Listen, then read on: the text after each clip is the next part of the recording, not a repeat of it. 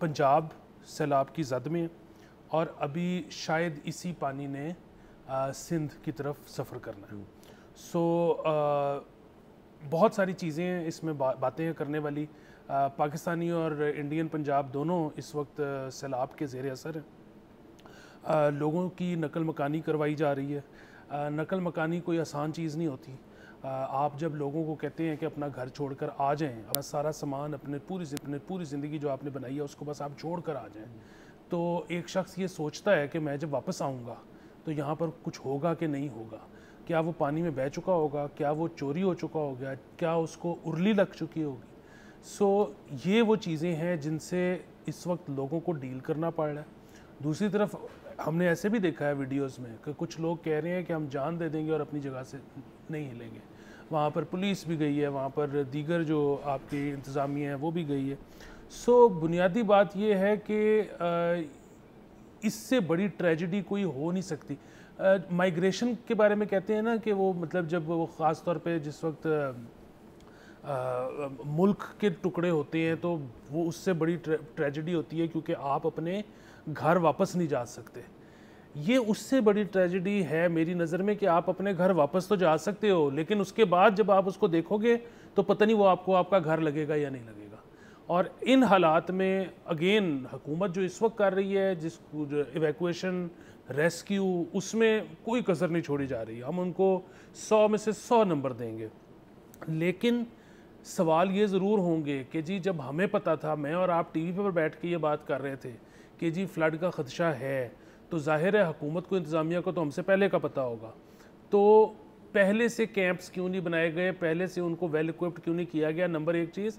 Number 2 चीज़, ये जो आज इतने लोग मुतासरा हैं सैलाब से, ये नंबर यहाँ तक पहुँचा कैसे? मतलब एक रिवर बेड जो है उसके ऊपर काश्तकारी की इजाज़त तो दी जा सकती है, उसके ऊपर रहने की इजाज़त कैसे दी गई? और वो जाहिर है गरीब लोग थे, वो वहाँ, उनके पास कोई और रहने की जगह नहीं थी तो वो वहाँ पर आकर बस गए। तो अगेन ये हुकूमत की जिम्मेदारी थी। अब अगेन मैं ये नहीं कह रहा कि जी इस पर्टिकुलर हुकूमत का गिरबान पकड़ लें, लेकिन आज तक जिसने जितने जितने साल रूल किया है हम पे, वो सब जिम्मेदार हैं, उन सब को कटहरे में खड़ा करना चाहिए। जी सर, बिल्कुल। मामलात जो हैं वो इस वक्त एज दे स्टैंड, पानी जो है वो दीगर इलाकों में बहुत सारा खड़ा हुआ है। सियालकोट की खबरें हम 2-3 दिन से देख रहे हैं, पाकपतन से वीडियोज़ आ रही हैं। लाहौर के अंदर एक निजी हाउसिंग सोसाइटी जो है वो कल रात को वहाँ पे वार्निंग इशू हुई, आज सुबह वो तकरीबन 6-6, 7-7 फुट पानी वहाँ पे खड़ा हुआ है। उन लोगों को इवैक्यूएट किया जा रहा है। ज़ाहिर है अब इवैक्यूएट करना भी एक अजीब से मसाइल हैं उसके। नंबर 1 के आप के पास कितनी बोट्स होंगी, कितनी आपके पास रिसोर्सेज हैं जिनके थ्रू आप तमाम एक हाउसिंग सोसाइटी को खाली करेंगे, नंबर 1। और लेट से आप कामयाब भी हो जाते हैं इस चीज़ में कि आप उनको किसी जगह ले जाते हैं, वो जो जगह है वो कहाँ है, उसके अंदर कौन से कैंप्स बने हुए हैं, उसके अंदर कितने बेड्स हैं, कितनी मेडिकल इक्विपमेंट है, कितना स्टाफ है, कितने खाने की चीज़ें हैं, पीने की चीज़ें हैं, और कितनी देर तक आप उसको सस्टेन कर सकते हैं, नंबर 1। दूसरा सवाल ये सर कि जो निजी हाउसिंग सोसाइटी, उसका तो मैं नहीं कह सकता, वो तो ज़ाहिर है वो हाउसिंग सोसाइटी की इंतज़ामिया ही फिर कुछ करके देगी उन लोगों को जिनका नुकसान, जैसे आप कह रही हैं घर की अगर बेसमेंटें और फर्स्ट फ्लोर जो है वो अगर पानी के अंदर ज़्यादा देर रहेंगे तो जैसे आपने कहा कि सामान समूह तो छोड़े, घर का अपना स्ट्रक्चर जो है वो बहुत मुतासर होता है इससे, तो उसके बारे में क्या किया जाएगा, ये बहुत बड़ा सवाल है। और तीसरी सर बात ये है कि जैसे आपने कहा ये रावी के इर्द गिर्द जो आपने किसी भी ऐसी जगह पे अगर आप हाउसिंग ही बना दें तो ये किसने इजाज़त दी, नंबर 1। और इजाज़त दी तो तब लोग नहीं आवाज़ उठा रहे थे कि ये गलत करें। बिल्कुल, अगर आप सिर्फ रूडा की हद तक बात कर लें तो रूडा के ऊपर तो बहुत आवाज़ें बुलंद हुई थी कि जी ये गलत है, ये इन्वायरमेंटली बहुत डेट्रीमेंटल होगा।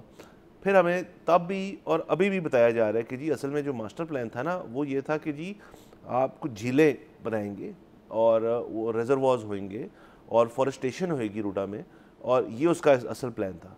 हाउसिंग और एग्रीकल्चर लैंड या कमर्शियल जो एरियाज़ हैं वो तो उसका एक बाय प्रोडक्ट, वो तो सेकेंडरी चीज़ है। ये मैं आज पता चल रही बात, मेरे ख्याल में तो रूडा एक अर्बन डेवलपमेंट जो अथॉरिटी है वो तो शायद मेजर काम तो उसका डेवलपमेंट था। डेवलपमेंट मीन्स कि जी आप किसी किस्म का इंफ्रास्ट्रक्चर खड़ा कर रहे हैं, वो भी रावी के बेड के ऊपर, तो उसकी बुनियाद जो थी वो अभी तक वहीं है। कोई अगर हमें ये कहने की कोशिश कर रहा है कि जी वो तब भी ठीक था, आज मज़ीद ठीक है, तो इसको ज़रा इन्वेस्टिगेट करना पड़ेगा। ये मुझे को बात 2+2 4 नहीं इसका समझ आ रहा मुझे। देखिए सर, अगर ये बात दुरुस्त भी है जो कि आज हुकूमती मौक़िफ़ है, तो जितना पानी इस वक्त रावी में है, वहाँ पर जो झीलें बननी थी, क्या उनसे इतने ज़्यादा पानी की निकासी मुमकिन थी? ये मेरा क्वेश्चन नंबर 1 है।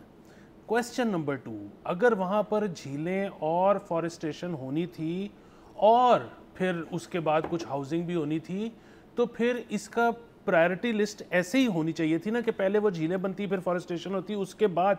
और फॉरेस्टेशन कोई एक दिन का काम नहीं है। आप आज जो सैपलिंग लगाते हो वो कोई 20 साल बाद इतना कदावर होगा कि वो उसके बाद पानी को या उसके साथ आते हुए पत्थरों को रोक सके। तीसरी और आखिरी चीज़, इस पे तो मज़ीद से मज़ीद इजाज़तें मिलती चली जा रही हैं। थोड़े दिन पहले इसमें मोटरवे से इनको इंटरचेंज मिला है, इसके अंदर जो है वो अब इंडस्ट्रियल जोन भी शामिल हो चुका है।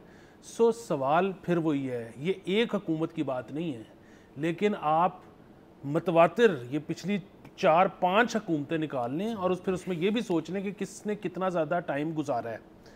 उस हिसाब से इन सब की जिम्मेदारी बनती है कि जवाब दें, नंबर 1। नंबर 2, ऐसे नहीं है कि पूरी की पूरी पार्टी एक बात कर रही हो। जिस तरह से आपने कहा, लोगों ने आवाज़ उठाई, इन्वायरमेंटलिस्ट ने आवाज़ उठाई, किसानों ने आवाज़ उठाई, और इमरान खान साहब के दौर में तो इन पर इंसदाद दहशतगर्दी लगा दी गई जब इन्होंने आवाज़ उठाई।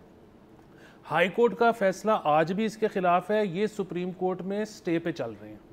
अच्छा, तीसरी चीज़ ये है कि ये सारा जो इसके ऊपर काम है, ये शहबाज शरीफ साहब के भी दौर में हुआ है, ये मरियम साहिबा के भी दौर में हुआ है। बुनियादी बात यह है कि चलें जी, गलती हो गई, क्या आज इसके ऊपर जो मौक़िफ़ है वो तब्दील हो गया है ये सारा कुछ देखने के बाद, कि आज भी इस पर डबल डाउन किया जा रहा है? सब्सक्राइब करें और बेल दबाएं ताकि कोई खबर रह न जाए।